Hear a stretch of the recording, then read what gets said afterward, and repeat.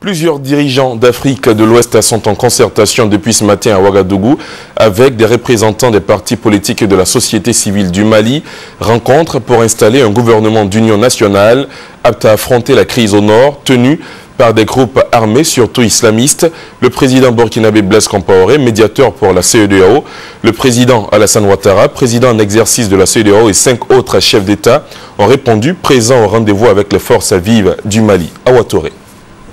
Comment sortir la transition au Mali de l'impasse? C'est la question au cœur du sommet extraordinaire de la CEDEAO de ce samedi 7 juillet à Ouagadougou. Le président de la République Alassane Ouattara et ses pairs de la CEDEAO se sont réunis avec les représentants de la classe politique et de la société civile malienne pour réfléchir sur la mise en place d'un gouvernement d'union nationale. Prenant la parole, le médiateur de la CEDEAO dans la crise malienne a indiqué qu'une solution définitive à la rébellion au nord du Mali passe nécessairement par la restauration d'institutions républicaines crédibles et stables. Les parties prenantes du Mali ici présentes sont interpellées sur leurs responsabilités politiques dans la quête d'une solution globale et durable de la grave crise que vit le Mali.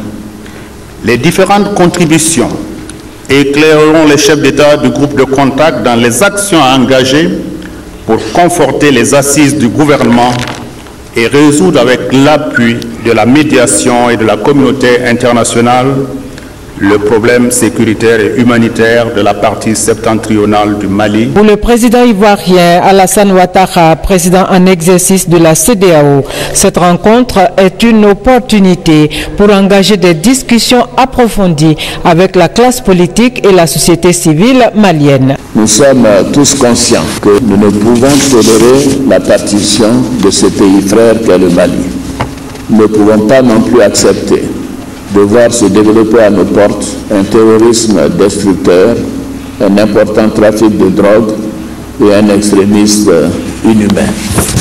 C'est pourquoi nous devons partir de Ouagadougou avec des recommandations claires et des propositions de calendrier d'action précises qui devront nous permettre de sortir de cette transition dans le délai d'1 an.